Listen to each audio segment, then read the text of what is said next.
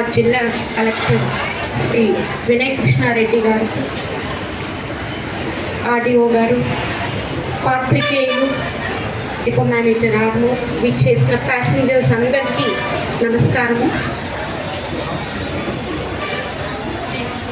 Chief minister Shri Revanth Reddy గారు ఇచ్చిన హయాం మేరకు రాష్ట్ర రోడ్డు రవాణా సంస్థ, తెలంగాణ రాష్ట్ర రోడ్డు రవాణా సంస్థ ఏదైతే ఈ ఉచిత మహిళా పథకం స్కీమ్ ప్రారంభించిందో, ఇవాల్టి వరకు చూసినట్లయితే అండి 200 కోట్ల మహిళలు ఈ పథకాన్ని ఉపయోగించడం జరిగింది. ఇవాల్టి వరకు సంవత్సరం దాటి సుమారుగా 8 నెలలు దాటుతా ఉంది. సంవత్సరం 8 నెలలు దాటిన తర్వాత కూడా ఇవాళ ఉచిత ప్రయాణం చేస్తున్న మహిళలకి ఎలాంటి ఇబ్బంది కలగకుండా తెలంగాణ రాష్ట్ర రోడ్డు రవాణా సంస్థ అహర్నిశలు ప్రయత్నిస్తూ ఉంది.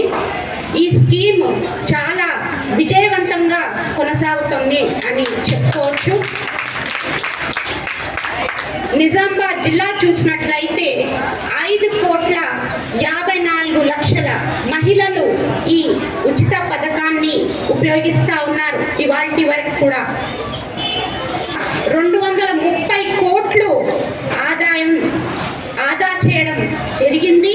వాళ్ళు మహిళలతో పాటు బాలికలు, తర్వాత విద్యార్థినీలు కూడా ఈ ఉచిత స్కీమ్ని ఉపయోగిస్తూ ఉన్నారు. సార్, ఇక్కడ ఈ ఉచిత పథకం వచ్చిన తర్వాత మేము ఫ్రీ టాయిలెట్స్ కూడా బస్ స్టేషన్స్లో పెట్టడం జరిగింది. మహిళలకు ఫ్రీ టాయిలెట్స్ కానీ, ఫ్యాన్స్ కానీ, ఈవెన్ సీటింగ్ అరేంజ్మెంట్స్ కూడా పెంచడం జరిగింది. సో తెలంగాణ రాష్ట్ర రోడ్డు రవాణా సంస్థ ఈ స్కీమ్ మొదలైన తర్వాత సుమారుగా నిజామాబాద్ జిల్లాలోనే 141 కొత్త బస్సులు కొనుగోలు చేయడం జరిగింది. ఈ కొత్త బస్సుల ద్వారా ఇంకా మహిళలు కూడా వినియోగిస్తూ ఇవాల్టి వరకు వాళ్ళు ఆర్థికంగా బలోపేతం అవ్వడం జరిగింది. సో ఈ స్కీమ్ని ఇంకా అందరు కూడా, మహిళలతో పాటు అందరు కూడా, మీ కుటుంబ సభ్యులు కూడా ఆర్టీసీని ఆదరించాలని కోరుకుంటా ఉన్నాం. సో మహాలక్ష్మి ప్రోగ్రాము డిజైన్ లోపల కేవలము మీ జర్నీ చేసినప్పుడు అమౌంట్ ప్రభుత్వం భరించడమే కాదు. సో గౌరవ ముఖ్యమంత్రి గారు కానీ, గౌరవ మంత్రివర్యులు కానీ మాట్లాడినప్పుడు మీరు చూసి ఉంటారు. సో ఈ ఉచిత బస్సు సౌకర్యం కల్పించడం ద్వారా ఫస్ట్ మహిళలు బయటకు రావాలి. వచ్చి మీకు ఏదైనా అవసరం ఉంటే ఇమ్మీడియట్గా వెళ్ళి పని చేసుకొని వచ్చేందుకు అవకాశం, అంటే మీ మూమెంట్ అనేది పెరుగుతూ ఉంటుంది.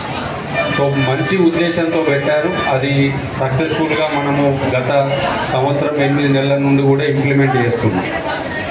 సో దీని ద్వారా మహిళల ప్రయాణం అనేది పెరిగింది అనేందుకు నిదర్శనం ఏంటంటే, ఫర్ ఎగ్జాంపుల్ ఇప్పుడు మీతో మాట్లాడినప్పుడు నిజామాబాద్ రీజియన్ లోపల ఇంతకుముందు 250 బస్సులు ఉండేవి. 250 బస్సులు ఈ స్కీమ్ ప్రారంభం కాకముందు ఉన్నప్పుడు మహిళలు ప్రయాణం చేసేటోళ్ళు, పురుషులు కూడా ప్రయాణం చేసేటోళ్ళు. సో ఫ్రీగా ఇవ్వకపోతే ఈ 200 బస్సులు సరిపోయేవి.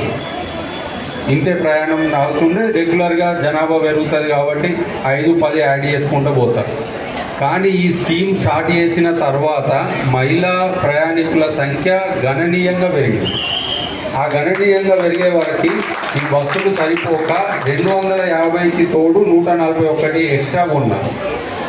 ఈ 250 బస్సులలో ప్రయాణం చేస్తున్నారు, 141 బస్సులలో అడిషనల్గా ప్రయాణం చేస్తున్నారు. అంటే 50% కంటే ఎక్కువ పెరిగింది. అంటే ఎంత ఫ్రీగా మూవ్మెంట్ అవుతుందో చూడండి. ఒకవేళ మనము రాష్ట్రం లోపల కానీ దేశం లోపల చూస్తే పురుషులు ప్రయాణం ఎక్కువ చేసేవాళ్ళు, మహిళల సంఖ్య తక్కువ ఉండేది. ఇప్పుడు పురుషులతో సమానంగా ఫ్యూచర్ లోపల ఇంకా పెరిగేలాగా తయారైంది. దీనికి మెయిన్ కారణము మహాలక్ష్మి స్కీమ్. ఆ ఉద్దేశంతోనే ప్రభుత్వము ఈ స్కీమ్ని ఇంప్లిమెంట్ చేయడం జరిగింది. సో ప్రభుత్వం ఈ 200 కోట్ల ప్రయాణాలకు మీద, అంటే ఈ రోజుతో 200 కోట్ల ప్రయాణాలు జరిగినాయి మన రాష్ట్రం లోపల మహిళలకు. సో వీళ్ళందరూ ఉచితంగానే ప్రయాణం చేశారు. ఈ ప్రయాణం చేసినప్పుడు ఆర్టీసీకి నష్టం వస్తుంది కాబట్టి ఫ్రీగా ఇస్తే ప్రభుత్వం ఆర్టీసీకి డబ్బులు ఇస్తుంది. అంటే ప్రభుత్వమే మీ టికెట్ అమౌంట్ పే చేసి ప్రయాణాన్ని ఆర్టీసీ వాళ్ళకి డబ్బులు పే చేసేసి మీకు ఉచితంగా కల్పిస్తుంది. దీని ద్వారా ఈ స్కీమ్ కిందనే 6,680 కోట్ల రూపాయలు మనము రాష్ట్ర ప్రభుత్వం ఆర్టీసీకి చెల్లిస్తుంది. 6,680 కోట్ల రూపాయలు మన రాష్ట్రంలో ఈ సంవత్సరం 8 నెలల లోపలనే పేమెంట్ చేయడం జరుగుతుంది. అంటే ఒక్కొక్క సంవత్సరం దాదాపు 4 నుండి 4,000 వరకు, దాదాపు 4,000 వరకు పేమెంట్ చేసుకుంటూ వెళ్తుంది సంవత్సరానికి.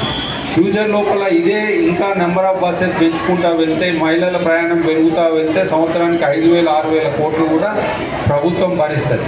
కానీ ఇది మహిళల అభ్యున్నతి కోసమని మిగతా అన్ని స్కీమ్స్తో పాటు ప్రభుత్వం ఫోకస్ చేస్తుంది. అందరూ కూడా మహిళలు దీన్ని ఉపయోగించుకొని మీ పనులు ఈజీగా చేసుకొని మీ డెవలప్మెంట్ లోపల మహాలక్ష్మి స్కీమ్ కూడా ఉండాలని కోరుకుంటూ నాకు ఈ అవకాశం ఇచ్చినందుకు ధన్యవాదాలు తెలియజేస్తాను.